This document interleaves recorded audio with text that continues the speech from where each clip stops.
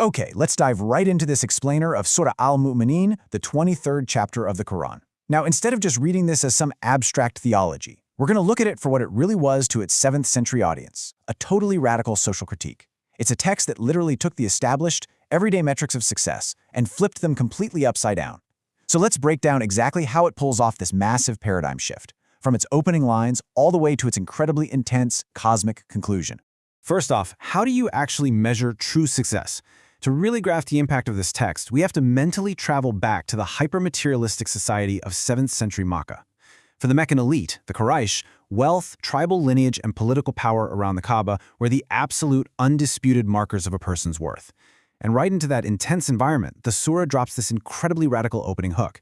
It boldly declares that a completely different group of people, who are often the marginalized, persecuted believers at the time, are the ones who've actually attained true success. It basically stops the audience in their tracks and asks them to completely reevaluate what victory actually looks like. And this contrast perfectly illustrates the central conflict of the whole chapter. You've got the Meccan elite's formula for success, which is based entirely on worldly, visible dominance. But the text steps in and argues that those worldly metrics, they're a complete illusion. Instead, it hands over an internal, character-based checklist for ultimate salvation. Success, according to this, isn't about what you own or who your tribe is. It's about humility, it's about charity, maintaining chastity, and being absolutely trustworthy even when nobody else is watching.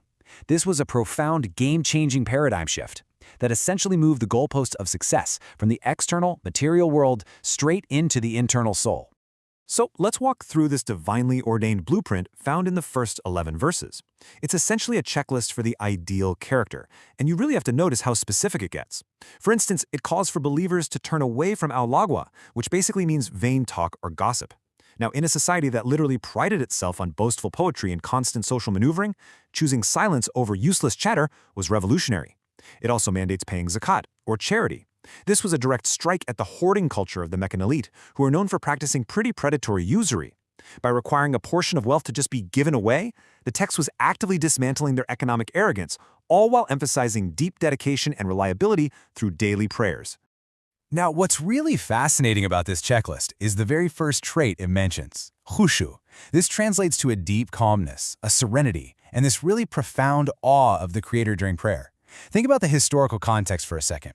This internal, deeply humble state of worship contrasted so sharply with the arrogant, often super theatrical and ritualistic worship that was happening around the Kaaba at that time.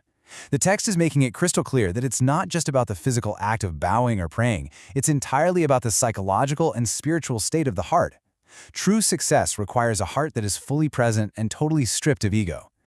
Okay, so after laying out the character of a successful believer, the text takes a really interesting turn. It systematically shifts to a rational proof for resurrection. See, the Meccans found the whole idea of life after death completely absurd. No way, right? So how does the surah respond? By detailing these incredibly specific stages of human embryology to trap the materialist Meccans in a logical corner. It traces human development from an extract of clay, to a drop in a secure lodging, to a clinging clot, a chewed-like lump, then bones covered with flesh, until finally being breathed into another creation. It's a highly structured argument. The text is basically saying, look, if the Creator can orchestrate this wildly complex biological journey from inanimate matter to a living, breathing human being, then resurrecting you is entirely logical. It challenges them to just look at the absolute miracle of human biology. And then, the argument brilliantly zooms out from the human body to the wider universe. It lists these massive cosmic and earthly signs, the paths of the sky, measured rain, flourishing gardens, the olive tree of Mount Sinai, and livestock. But notice how the text frames these things. These were everyday survival tools, things a tough desert society relied on just to stay alive. The text frames them as deliberate provisions from a deeply involved Creator. For a society that viewed rain and livestock as just, sheer survival mechanisms, the text demands a massive shift from a sense of entitlement to immense gratitude. It asks them to recognize these everyday resources as continuous, intentional acts of divine provision.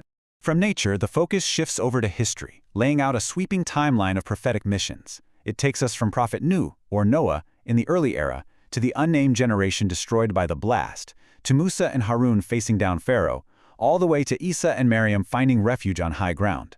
By connecting these specific narratives, the text is building a massive historical argument. It demonstrates that the rejection of truth by the arrogant elite, who are referred to as al-Mullah, isn't just a random event. It's a continuous, totally predictable cycle of history. Whenever a messenger comes along with a message that challenges the status quo, the wealthy power brokers inevitably push back. And there's a really crucial rhetorical move that happens right here. The text actually quotes the elite from newest time, and they're using the exact same tired arguments that the Meccan elite were using against the Prophet Muhammad.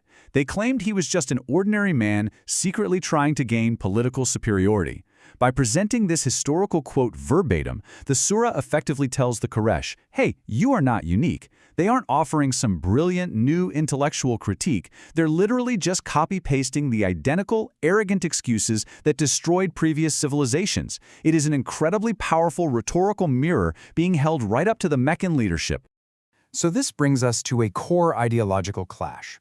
The Quraysh firmly believed that their massive wealth and their large families were undeniable rock-solid proof that they were on the right path and favored by the divine.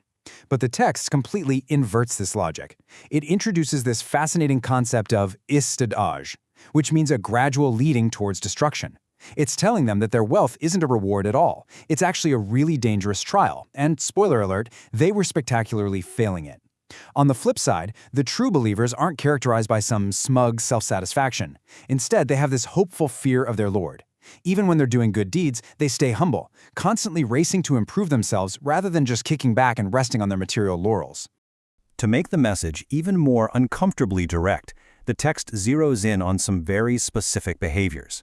It highlights the phrase Samiran Tahajurun, which refers to the secret, super-arrogant night gatherings of the Quraysh elite. These guys would stay up late around the Kaaba specifically to gossip, spin stories, and mock the Prophet and his message.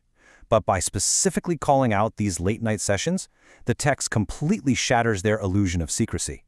It proves to them that their heedlessness and all those secret plottings, they were being directly observed and recorded. It's a stark warning that they are fully accountable for exactly what happens in the dark. Following all those warnings, the text shifts gears again into a rapid-fire intellectual debate. It uses Socratic questioning, demanding answers to these seemingly obvious questions, like, to whom does the earth belong? Or, who is the Lord of the seven heavens? Now, the polytheists of Makkah actually believed in a supreme creator God, so they had to answer, Allah. And by forcing them to do this, the text makes them publicly admit Allah's ultimate sovereignty. Because think about it.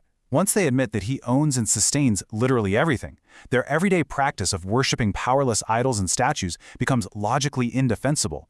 It brilliantly traps them using their very own theology. So how did they respond to this totally inescapable logic? With pure deflection.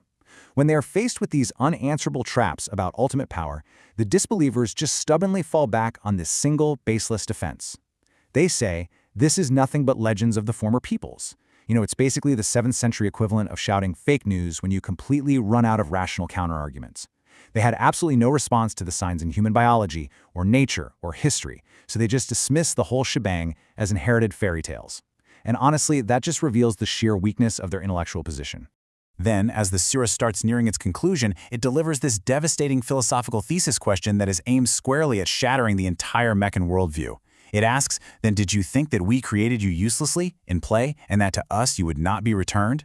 See, the Meccan elite essentially viewed life as a giant game, just a playground for accumulating wealth and power with zero ultimate accountability. But this single question strips all that illusion away. It asserts that human existence isn't a joke. It is infused with profound moral purpose and inescapable responsibility. It is truly the philosophical core of the entire text. And the text doesn't let up. It immediately follows that question with a really stark, terrifying eschatological climax. It paints this incredibly vivid scene of a disbeliever at the exact moment of death. Suddenly seeing the reality that they spent their whole life denying, they panic and cry out, "My Lord, send me back, that I might do righteousness." But it's too late. It is this entirely futile, desperate plea right at death's door, and they are forever blocked by the barrier known as the barzakh. It's a chilling, sobering warning about the finality of our choices and the absolute tragedy of realizing the truth only when the clock has officially run out. From there, the text fast-forwards past death directly to the day of judgment itself, presenting the ultimate cosmic reversal.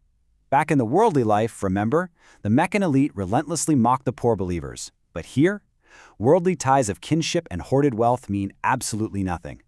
The once arrogant mockers are brought completely low, begging for relief, and instead they face the harshest divine silence imaginable.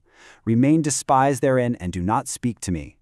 It is the total, absolute inversion of earthly power dynamics, finally vindicating the patient believers who endured all that ridicule just for holding on to their faith. Which brings us right back to where we started today. We've seen exactly how Surah Al-Mu'minun attempts to deconstruct the illusion of material wealth, how it maps out the true character of a believer, and how it points to an undeniable ultimate reckoning. Knowing this historical cycle of those who chase nothing but power, it leaves us with an incredibly powerful reflection for our own lives today. Knowing the inevitable end, how will you choose to measure your success today? Are you building a legacy based entirely on the temporary, or are you actually investing in what lasts? Think about that.